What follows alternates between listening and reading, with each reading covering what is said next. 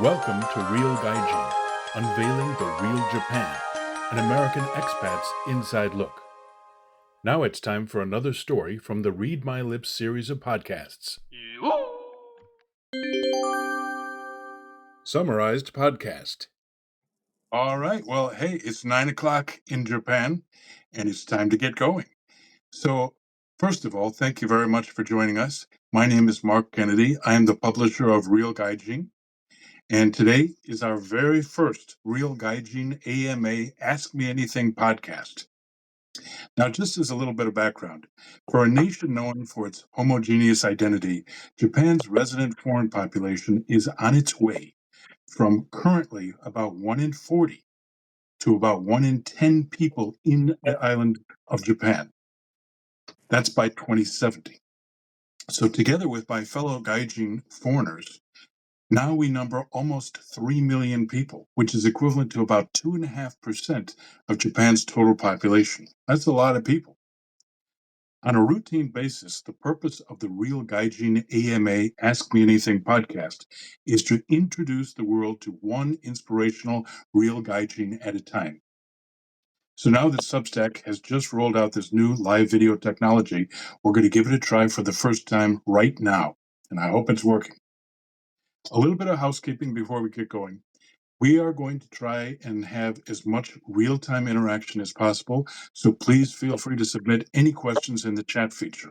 We have never actually accessed it, so I don't know how it works, but I'm going to find out while Arjun is speaking. We will try our best to answer your questions as we go, but at the end, we'll also check to make sure we haven't missed anything. So without further ado, first I want to just let my guest for tonight, Arjun Sharma, say hello to all of you. Arjun. Hello. All right, thank you very much. We're going to hear more from him, a lot more in just a minute. But I want to paint the picture here, give you some background. Now, given how rapidly inevitable demographic changes are affecting Japanese society and leading to long-term population decline and causing Japan to have such a high percentage of elderly people, sometimes it's kind of easy to develop a negative attitude toward the prospects for Japan's future. I often find myself drifting toward this conclusion. That said, it is way too early to count out Japan because it has a tremendous amount of wonderful human talent with lots of potential. Furthermore, which is relevant for today, more than ever before, much of the true innovation in Japan is being led by members of Japan's rapidly expanding population of non-Japanese resident foreigners who have learned to navigate Japan's business culture and are truly challenging the status quo to build state-of-the-art successful new startups. Now, many of these new leaders are young millennials or even from Generation Z, and we're going to meet one today. So now I'd like to formally introduce our guest tonight, Arjun Sharma, who is the co-founder and COO, Chief Operating Officer of a brand new startup in Tokyo called Riv Inc. So here he is. Arjun, please say hello. Hello, everyone. Hi, I'm Arjun. Nice to meet you all. Oh, great. Very good. All right, Arjun, I got to start with the one question that we foreigners are often asked by Japanese people. I'm going to make a little joke. Where from, right? Where are you from? So, yes, let me just jump right into the question. So to be honest, my background is quite a little complicated, but I was born in India. But right as I was born, I came to Japan when I was like two-ish. I did all my education from elementary school to actually university. I did all my education here in Japan, and in university, I actually went to this university called APU in Kyushu. That's where I actually met Mark. Fun fact for all the listeners: Mark used to be my boss. I have my intern Well, boss. true. He- Briefly. Well, okay, like, that's very interesting. So you've literally been in Japan virtually your whole life. yes. Okay, now, so when backing way back, Mhm. did you go to regular Japanese school for elementary school and middle school and high school? So no, I went to this immersion school in this place called Gunma. That's where I learned English and Japanese, which is Okay. not very common, but that's where my parents wanted to send me because they really wanted me to learn English in a country where there's not a lot of English speakers. And that's why they chose Gunma. Yes. It's it was it okay. was it was like back in 2006 or something. Back then there were not still not a lot of schools in Japan that offered an English education, and it was like one of the few schools. That's why. Very good. Very good. All right. And then, yes, you already alluded to the fact that the two of us actually met a few years ago when Arjun was still a university student at Asia Pacific University, part of Ritsume Kan University down in Kyushu, which is where I live. So, what did you study down in Kyushu? So I did my BBA, business international business management. That's where I learned about business. But more to be honest, I learned about. I spend my time rather than learning the theoretical side. I had my own business. I did a lot of internships, and one of them was actually with Nixtime, which is how I met Mark here.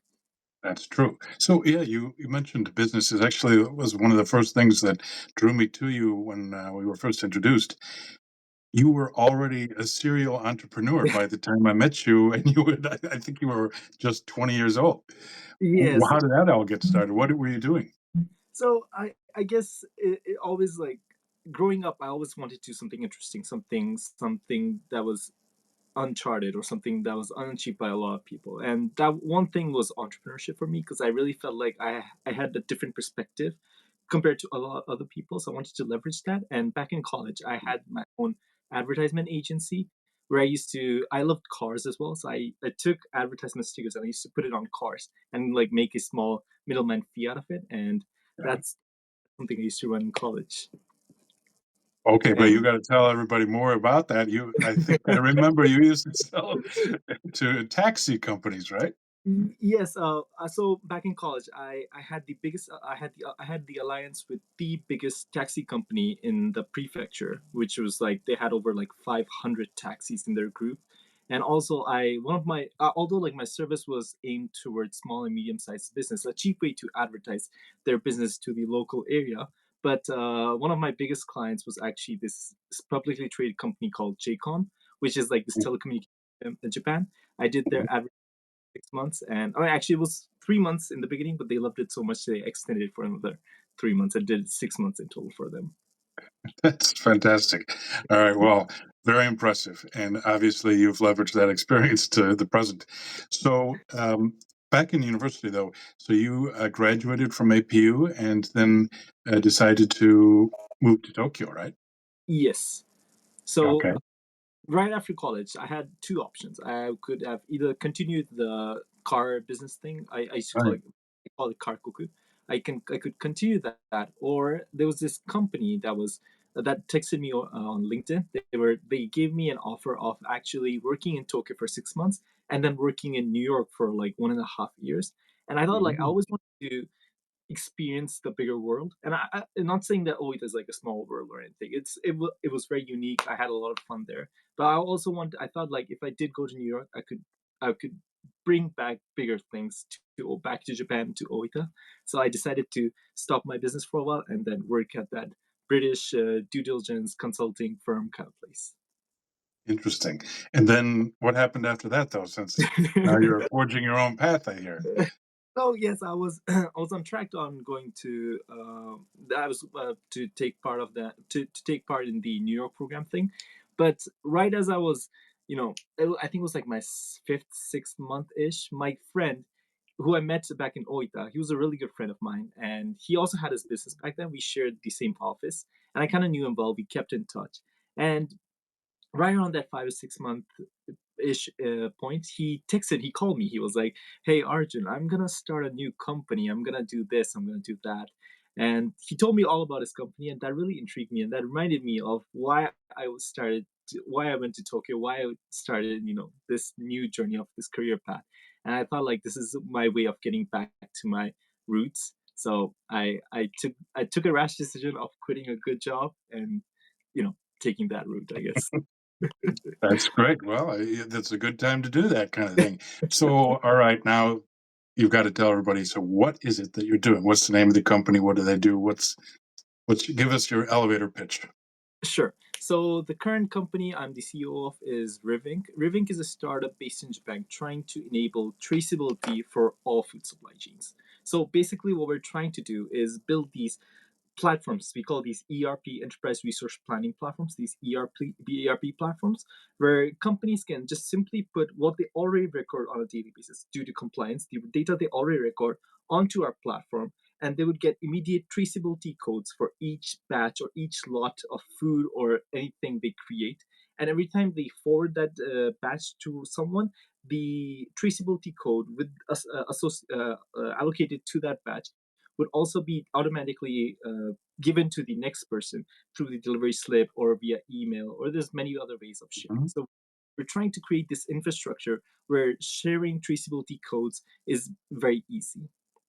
So now, why would a business that's in the food and beverage business need to manage traceability like that?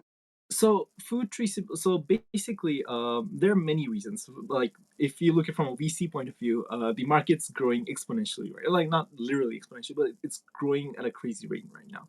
And also due to reasons like in the US, there's this new law called the FSMA 204, which states that a lot of food manufacturers need to share traceability codes throughout their supply chain. They have this list where they've used like eggs or fresh fruits or cheese or nut butter, or like if they use any specific thing in their food, they need to do it. And even if you look at places in EU where in America they have FISMA, in EU they have things like EUDR, but like food traceability is in Japan as well. Like for things like beef and rice, food traceability is mandatory, and it prevents foodborne illnesses. Now it takes like 35 days to even identify the source, but now that can be reduced down to like even seconds if they can find it quickly enough. Oh, I see. So, in other words, let's say a horrible situation occurs where there's a case of food poisoning. This Mhm. is why you need the traceability to be able to figure out exactly what might have caused the food poisoning. Is that what's going on here?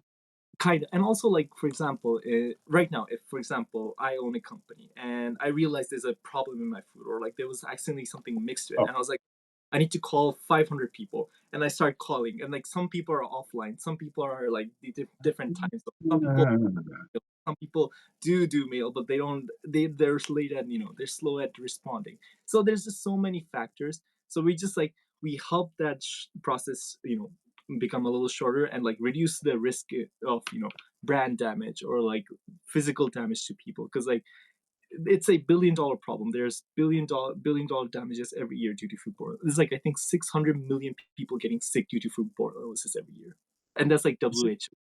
so Arjun, are you and your partners aiming this business at Japanese firms here in Japan, or is this a global application? It is a global application. We started in Japan because, as you kind of know, so we have connections and we know people in Japan. So it's a little easier to launch and test our theory, look for product Okay. market fit. So we're starting in Japan, but we also got accepted to this Silicon Valley accelerator program called the Alchemist program, and Oh, we were their first cohort in Japan and in Asia actually. And we've just finished our 3 month program in Japan. Next is a 6 month program in Silicon Valley. So we're preparing for that program as well. wow. So, wait, just so everybody and our viewers are clear on this, basically, this is a regulatory solution. Yes, but if you look at countries like Japan, the regulation is still not here. So we Oh, kind of want to push it for I mean like for things like beef and rice there is, but like not for everything. So we kind of want to okay. make it a we just want to like let's be safer, guys. Come on, that's our that's our unofficial slogan. Okay. And so, what kind of companies are your customers? So currently they're food manufacturers. So we're building our platforms for food manufacturers, but our solution, what we want to do is like we want to build the infrastructure for like retailers, distributors, manufacturers, farmers. So we're planning to build ERP solutions based on each stakeholder's pain point or like their needs. We're starting with manufacturers because they're the most simple. They get something, they make, and they ship it out. I mean, like it's not that simple, but it's just relatively simpler. So we're starting there. Okay. And well, so that's fascinating. What stage are you at? Are you testing, or have you launched a product yet? So we have gone through a few updates, but we're still iterating. And although the thing we realized is there's not a fixed solution for there's not really a cookie cutter solution for everyone. So it's hard. we want to make we kind of want to make a cookie cutter solution because in that case, everyone it will be easier to exchange codes, but it's not that simple. So we're trying to find that middle ground, and that's taking a little time. Okay. And are you partnering now with a couple of potential clients then for the future that are testing your technology? Yes, we there are 5 clients that are hard launching. We're in the process of integrating our product into their factories. There's one very big client in Hokkaido. They're like a $100 million, about Hyakoken, $100 million company in Hokkaido that do fish processing. So we're trying to integrate our service into their factory as well. But it's still in the process. We're still learning a lot. There's still things we need to fix, but it's Okay. actually we also have a client in the U.S. as well. They're one of the biggest battery manufacturers in U.S. as well. They're also interested. We're still in the talks. Nothing's really officially signed or anything yet. So it's everything's in talks, but we're talking to them as well. Well, that's great. So tell us a little bit more about your partners. You have two main partners? At the moment, we only it's just me and my CEO. Oh, okay. And so how do you divide who does what? Or what do you do at the firm? So funny thing is, we kind of do everything. Both of us do everything. So what we All do is hands like on deck.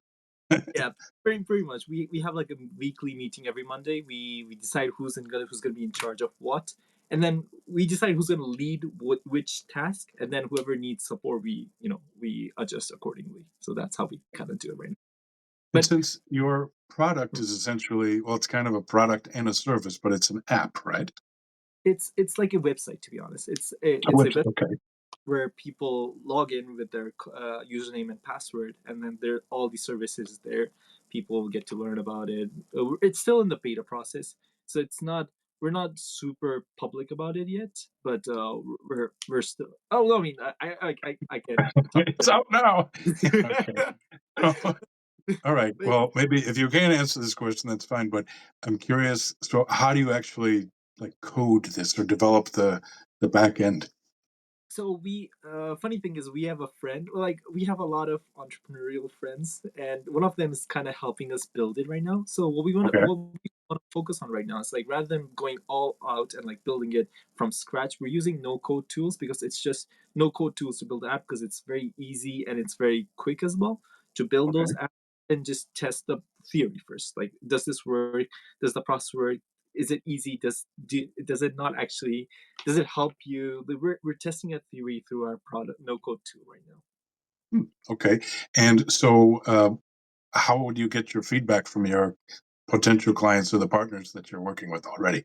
So we currently we have we're kind of like we took our product back. We're updating it at the moment, so we're not doing it right now. But like we usually have like weekly meetings. We have set dates, and we used to call them up, show them, tell them, get feedback, try to fix it, and that's how we got client feedback. Okay. Well, that's great. It's exciting. Oh, I guess another question. Maybe you can answer this a little bit, but I imagine you had to get funding to get started somehow. How did you manage all that? So for we had our pre-seed our pre-seed round, we had 2 angel investors. One was a CFO of a publicly listed company. When the company IPO'd, he was the CFO of that company. He Okay. invested in us, and also actually one of our clients, they saw our product, they saw potential, and they decided to invest in our company Ooh, as well. well, So that's good. that really gave us the moral boost, and also the alchemist program, the accelerator program, they're a equity based program as well, so they also decided to invest in us. That's great. So, do you and your CEO work with other people then from like a shared office, or how do you guys go to Starbucks, or what do you do there? So yeah, we're Yes, trying yes.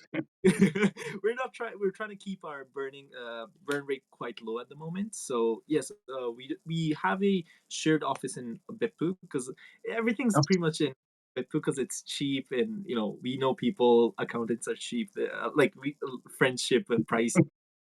So office is in our theoretical office is in Oita, but we are based in Tokyo because all the investors are oh, here, all the people, right. the technical shoshas and all those companies are here. So we use there's this office in Shibuya, the Google campus office for Oh, startups. That's free, so we sometimes use that. Deloitte also has their office in Yurakucho, so we also sometimes use that. There's TIB. There's a few offices here and there that you can use for free if you're a startup. So we tend to utilize those places.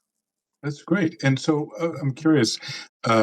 It seems like startups are now kind of cool, right? Right. I mean, at least compared to the past, where I mean, what do you must interact with a lot of other people who are building businesses too.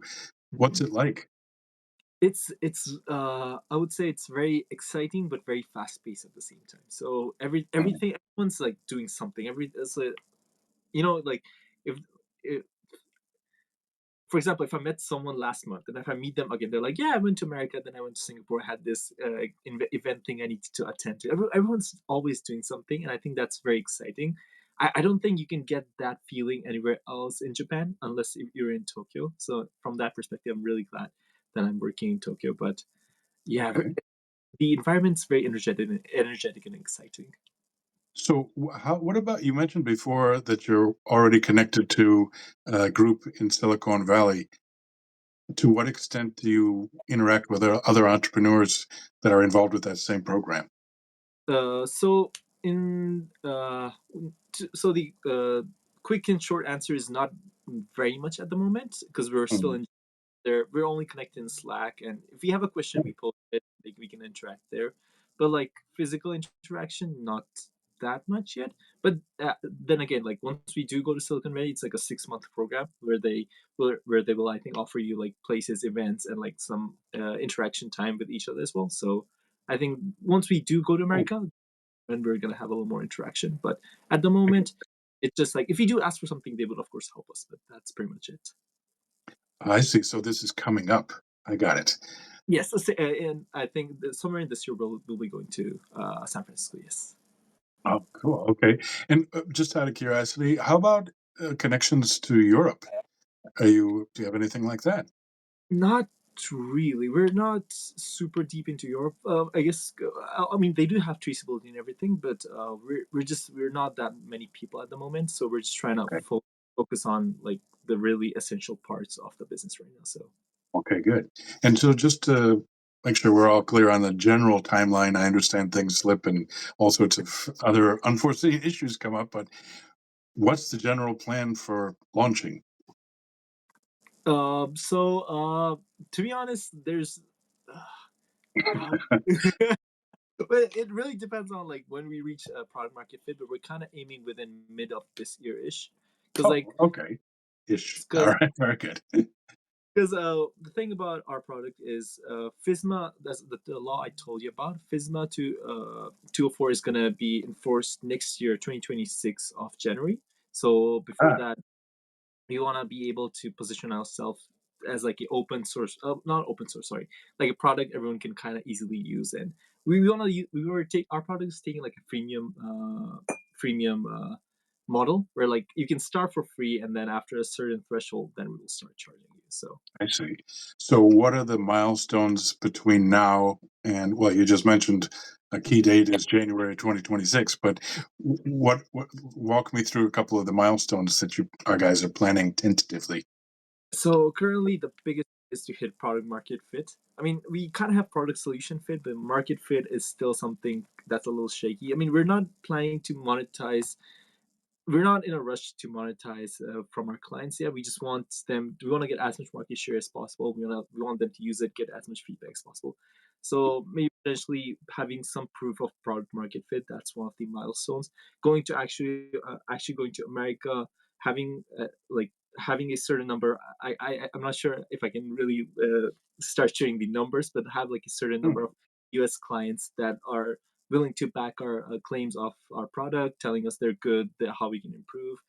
And also, one thing we kind of want to do is we want to start building relationship with retailers as well, because those are Ah, the retailers are the biggest people who are really interested in traceability, because that's because they have the money to have platforms like SAP and Oracle, those really expensive platforms, but their supply chains don't really have the. I mean, some of them might not, but I think our it's like a really easy way to ensure that they are compliant. They do have traceability. They do have regulatory standards on a daily basis. So I think building relationships with them to scale is also one of our milestones.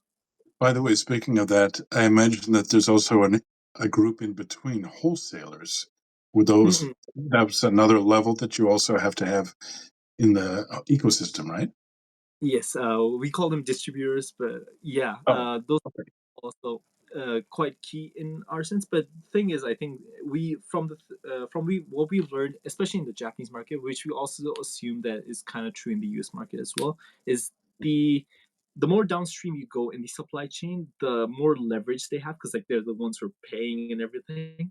Mm, So we want to leverage those people and like give them data from like, our platform is going to be like a relatively cheap like a cheaper solution compared to other platforms while having not all, but like pretty good number of features compared to them as well, have the same capabilities.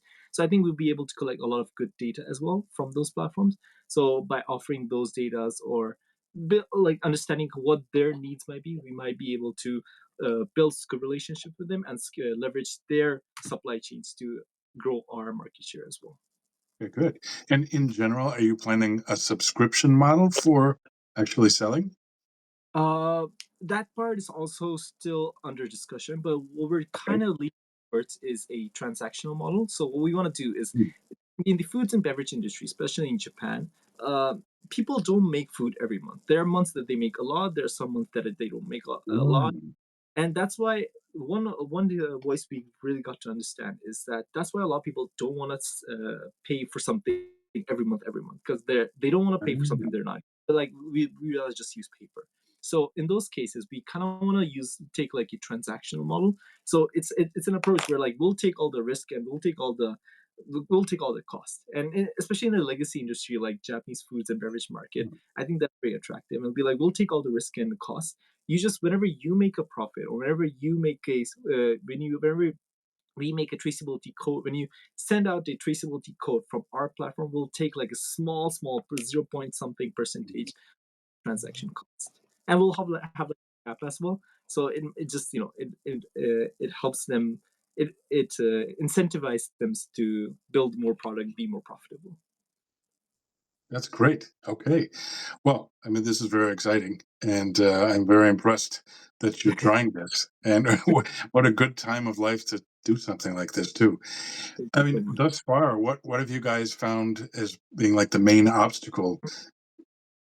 It's so it's not one thing. There's a lot of combinations, but I think well, actually one thing I can definitely say that it's not every company is the same. Everyone has their like it's such a shokunin gyokai. It's like everyone has their trademark way of doing things. Everyone's Uh, like a professional. So like cutter style in this industry is a little hard, but mm, to be honest, standardization is important to a certain degree. Unless we have some sort of standard and sending trace codes or like receiving them, like being actually compliant, that won't be possible. So we're respecting each operation style as well, but at the same time, we are also trying to educate the importance of traceability and trying to tell them why these are some things that you might want to consider. We don't want to like be pushy or like we don't want to like tell them yeah. why you're wrong. We're just we 100% want to respect their operation as well, but we also kind of want to help them, like want to guide them to the next step or like to the global market to sell in the global market as well. Okay, that's great. Essentially, you're selling risk management to them, right? Kinda. So basically, what our platform does is like it manages everything for like inventory, compliance, Oh, checklist, oh, import, incoming, receiving, shipping. So every morning, like employees will have like tablet, they can put in all the information. Or whenever they make something, they can record something. Management side can see how much inventory they have left. Because like in Japan, this is actually kind of like a funny story. Some companies don't really have inventory management. The way they manage inventory is like they have this room. Every few weeks they go inside, they look inside, and they're like, "I think we're running out of that. We should order that." And that's how they order their stuff. And then after a while, they realize, actually, we have this. So that's oh, still practice, and it's just that's how it has been done. And it's just like they don't really have the time or the money to like digitalize because that's gonna the hurdle of entry is high. So we're just like trying to decrease that as well. Interesting. I mean, you're delivering real time information, right? Yes, yes. I think that would be a better yes. Interesting. All right. Well, this is exciting, and I'm impressed. I got to tell you. I mean, thus far, have you had like a real aha moment at any point where something really clicked? Uh so there's small aha moments here and there. We're still, to be honest, we're still in our learning process, so we're still learning a lot. But I would definitely say that when we do talk to the right people, like when we do talk to like people who are not really in the industry, it sometimes takes them a little time to understand. It's like, wait, so why do we need traceability? Like like US can take care of themselves, and they're like, no, no, no, no. US is like one of the biggest markets, and they're saying this is gonna be like the global transparency. And like when we do talk to like the right people, they're like, oh, actually, that makes sense. Whenever that Oh, happens, it's actually, yeah, we might be on the right track. So that's always like a small aha moment here and there. good. And so I'm kind of jumping a little ahead, perhaps, since you're not quite ready to go. But for promoting your service, are there, for example, large exhibitions or other events that you can go to showcase your technology? So there are a few where we might be thinking of doing like the ones we did back in the Osaka and Tokyo. We might be doing one of those, but so Mhm. there might be booth and like showing demo casing. But our product's just very our customer base is very slow as small at the moment as Well, well. that's So right. Right. I think it might be a little ahead at the same time. So it's still like a 50 chance. Okay. That's great. Very But good. where I'm always open to talk. I'm on LinkedIn, so if anyone ever wants Okay. to, just want to put my Yes, plug in. we'll put that a link into the when we follow up with a podcast afterwards. Very good. So, but before we go on to another subject here, I'm just curious.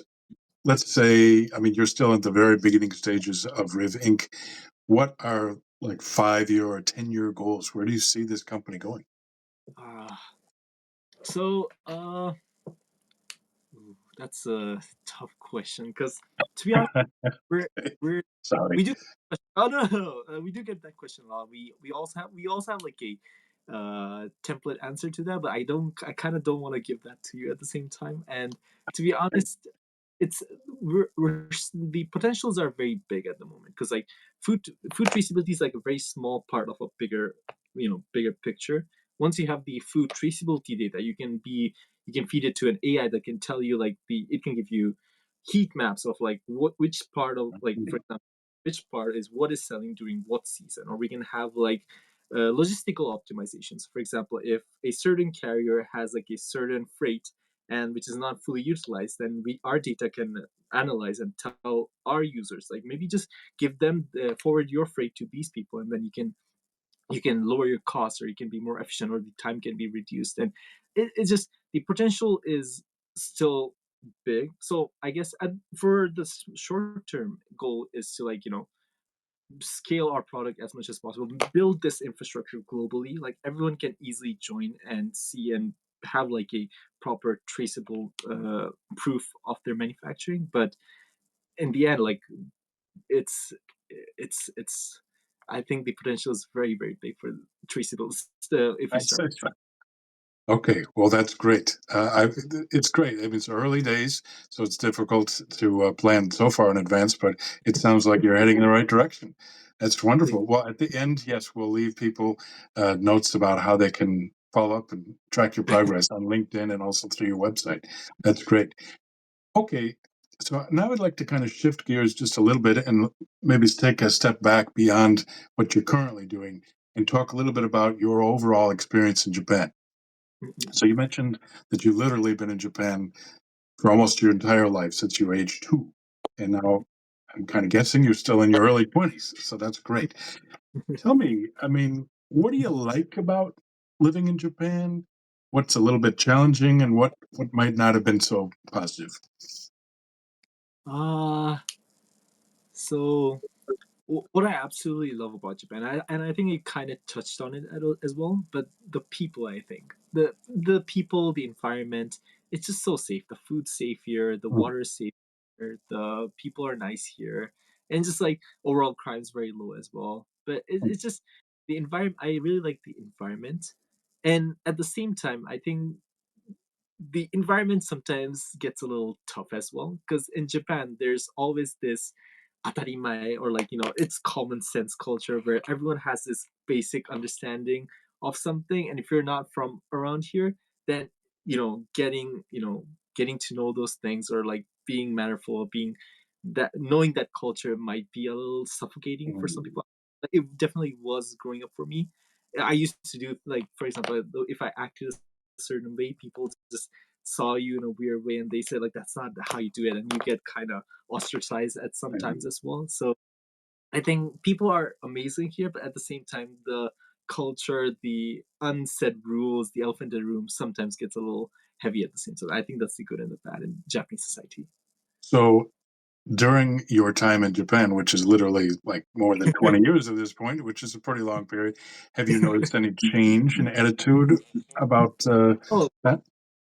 definitely. I definitely think, like, as I grew up in Japan, like, I faced quite some bullying at the same time. But Oh, now that I look back, like when I look at younger kids, especially now that the international community has grown in Japan, I think there's more integration of Japanese and international people in Japan. There are yeah. more harmonies, I would say. I definitely think, and it really makes me happy to see that. Like, I guess, like, just it's playing together. One is like a little darker skin, one is a little lighter skin. They're playing together. It's just like something I think I missed out when I was young, but I'm glad to see that it has been changing over time. Okay, very good. By the way, since you've had some very interesting experiences both in rural areas, including where you grew up in Gunma, and down where you went to university in Oita and Kyushu, and now you're in the middle of Tokyo, do you see a difference between life in the big city, whereas things might be different in the countryside? Yes.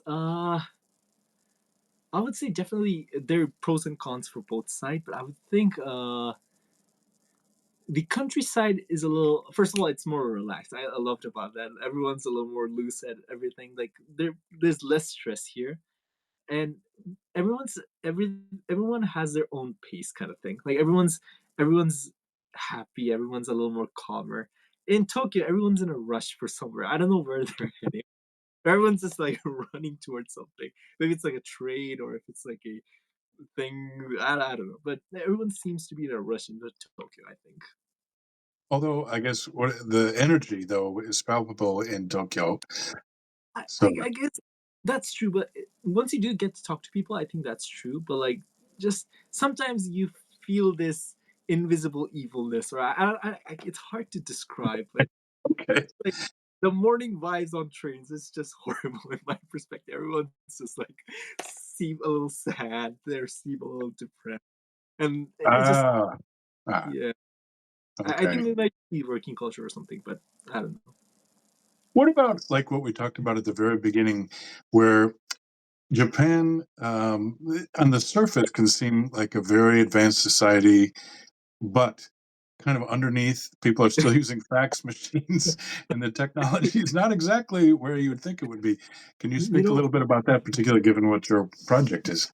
100%. Actually, before I do, it's funny thing I recently learned. When fax were originally invented, so in Japan, they were still samurais back in those days. When fax was originally made, they were like samurais still roaming in Japan, and I found that really interesting. But that being aside, I think Japan has this image of being very technologically advanced, maybe because of like Sony and all those like electronics companies. But I would definitely say it has not really trickled down to the smaller or medium sized companies. I guess because Yeah. it it's always like, staying true to your roots, like not taking a lot of risk, being very safe, and I think it's a little strong in Japan.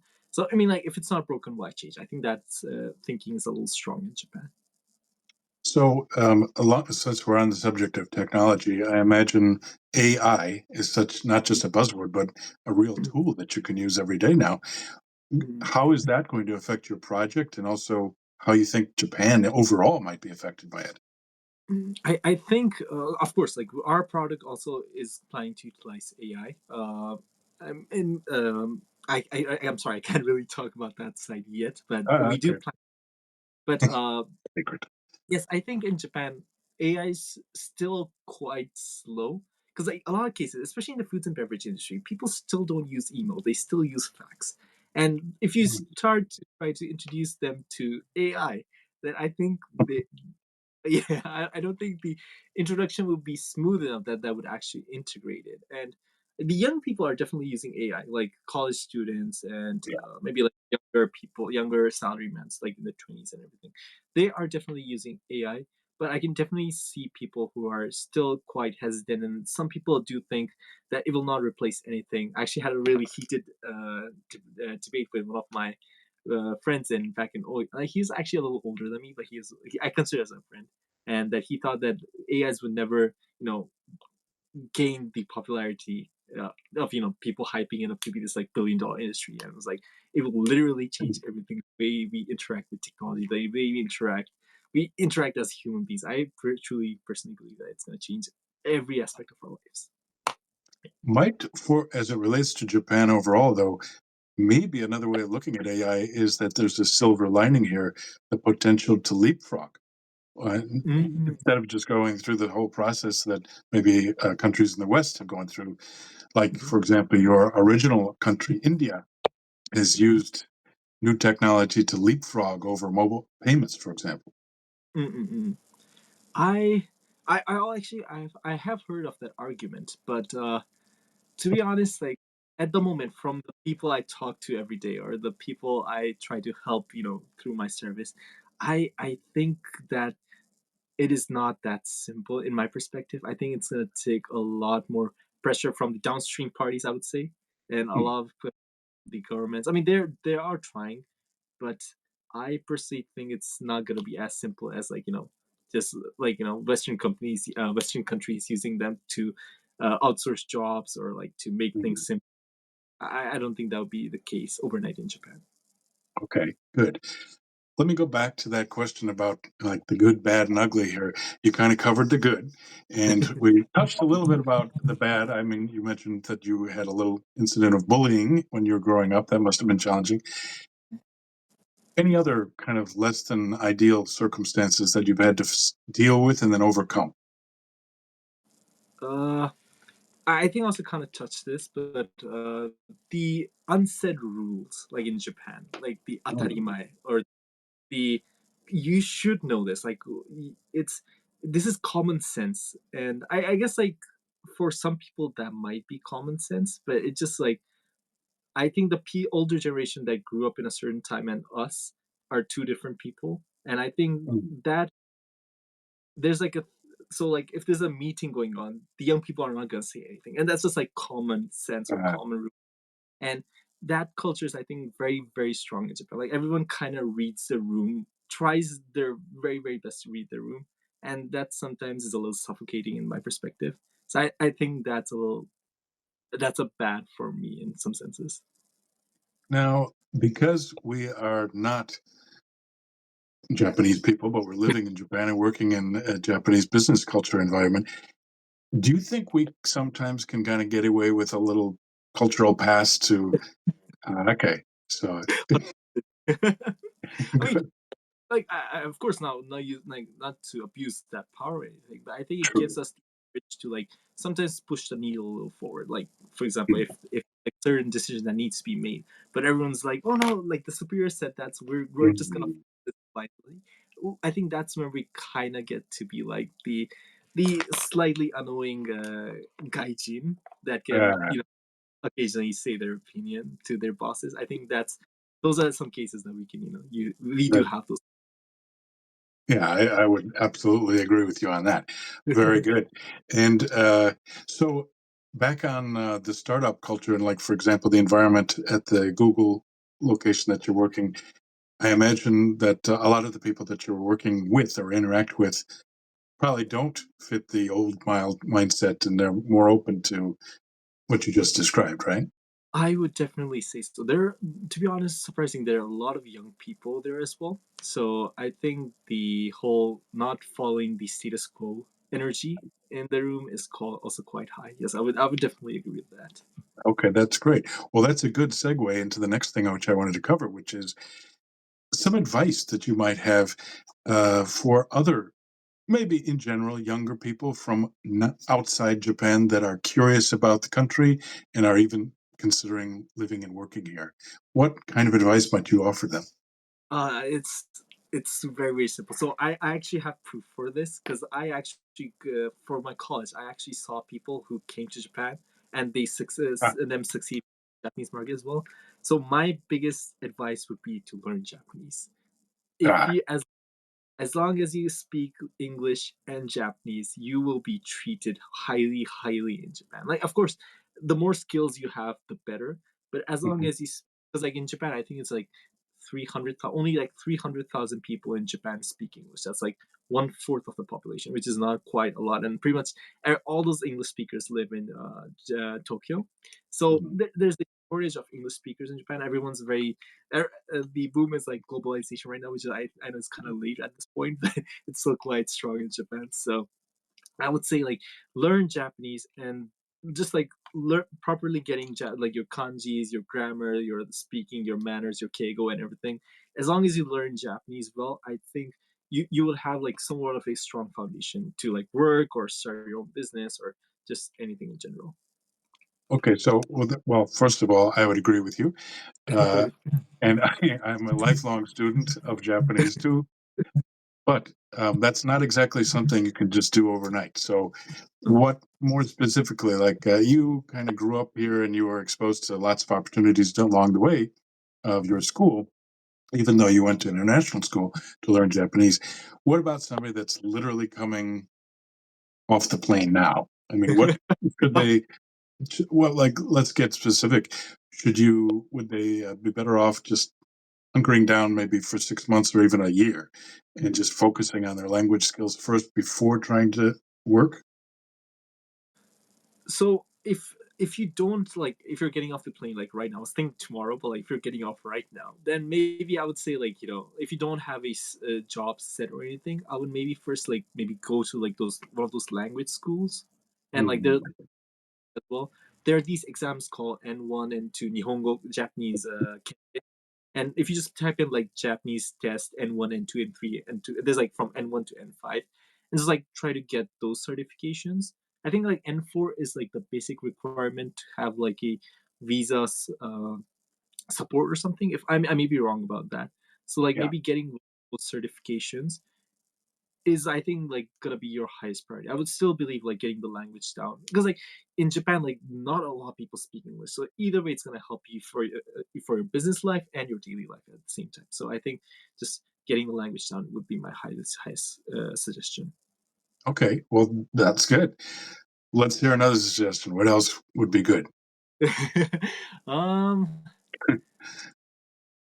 Uh. Would you just give me like five? Let me. Well, yeah, I'll give you a hint. So, for example, sometimes, like, let's say in your situation, you were going to go to New York City. Okay. That's kind of easier said than done in terms of being able to afford to live there. Um, you don't just move to New York City without a job, for example. So, what about in Japan? It seems like there are a much more reasonable cost of living if you are willing to skimp for a little bit. I think actually that's a really good point. I think living in Japan is I guess it's cheaper compared to other places as well. But like there are really good community houses that you can join, like Mm, those share houses thing. That mhm, actually like yes, my second idea. I think you should start building your community, your network, your connection. It's like Japan is very community based, like business as well. Like once you get mhm. into the community, you can do a lot of business, even if it does not really make monetary sense. Like people would still buy from you, or people would be willing to talk to you, negotiate with you. So like actually like building a community, building your friend circle, building a professional circle as well. And With I fire. Yeah. Okay. I my think we screen. get it. But And yeah, just like build. Oh, how sorry. how have you done that yourself? I mean, for example, do you have like your connections through Asia Pacific University still, or now you're focused more on other startups? So that as well, but also if you go online, there's like for example in my case, I go to a lot of startup events and just put in like Tokyo startup events. There's like so many events which are also held in English as well. And Tokyo is like right now investing highly in startups, like not literally, but like making the infrastructures. They actually made like the office in San Jose as well, California, for Japanese companies to move there for free as well. So companies are Cool. Japan's really heavily investing in startups. So like joining those, I just type in Tokyo startup events, and there are like so many English events as well. So I would highly suggest like going to those as well. That's a great suggestion. Very good. And by the way, speaking of that, do those startup facilities or counseling centers, do they, for example, help you literally set up the company from a legal point of view, or help with the financing? So some might. I know there was one I think called Moon Lab or something. I think there are like a few that might help you. But oh, actually, Shibuya. I think Shibuya Word does help companies start as well. But otherwise, especially because it has to do a lot with, if it's like a foreigner, they have to deal with visa and everything, Uh, which is like a hassle. You need to have like 5 million yen for capital, or it's like a whole process. So in the mhm, case of foreign, it'd be easier to just like contact a lawyer or like a person who specializes in these things. But mhm, if you just want like a someone to like listen to your business idea and like give you mhm. feedback, use the office space, then there are quite a few facilities. The one Tokyo City runs is called TIB. T is capital, I is small, and B capital. Tokyo Innovation Base, I think it was called. It's in Yurakusho, right near Tokyo Okay. State, which is like run by Tokyo City. Is like free as well. So maybe like those places. I think that place you can also get counseling as well. So you can go there. You can use their share office. There's like a huge, there's like a 3 floor building with a lot of startups. You can network there as well. So I think just those things might work. That's terrific. That's terrific. And how did you guys get involved with that group in Silicon Valley? So we in Tokyo there was this event called Sushi Tech, I think, Sustainable High Tech Convention or something like that. I can't remember the exact name. So we also were quite active. Like these days we're more focused on products, so we kind of stopped, not exactly stopped, but we kind of we're more focused on building our product rather than going attending these events. But there was this one event called Sushi Tech. We went there, and that's where they were pitching their accelerator. They were like, they're this really famous accelerator in Silicon. They're like top tier accelerator, B2B accelerator in Silicon Valley. And JETRO, Japan Trade Organization, this governmental body, brought them into Japan, like including Techstars and Plug and Play. Mhm. And that's where we saw them, and their event, their whole accelerator program of like 3 months in Japan, 6 months in San Francisco seemed really interesting. We were like, let and then out of 192 startups, we were like the 9 startups that were accepted for the first ever Alchemist program. So Yes, very good. Very good accomplishment. Now the real work starts, but still, that's fantastic. That's good. So let's go back though to somebody that might be listening from overseas that has not actually been to Japan. Good advice in terms of focusing on the language. Of course, you can start while you're not here, but total immersion is generally a good experience. And you talked a little bit about networking and so forth and spreading out. Of course, some people, of course, will need to work while they're doing all this. That's pretty normal. You could mm. teach English, for example, if you come from an English speaking country. What other advice might you give a younger person that is thinking about a career in Japan? So I would say, to be completely honest, if you're not really used to the Japanese environment, I would suggest like getting a job. Like getting a job first and learning about the Japanese environment first. I think it's Mhm. just such a good way to learn about Japanese environment. And they even pay you to learn about the Japanese environment. So Okay, it's just the best way to do it. And I think that's because great. also like if you speak English, I think there's always something you can do in Tokyo. There's always a job that you That's can true. like also like including like business not like just English teaching, but also like from a business point of view as well. So there's always something you can do.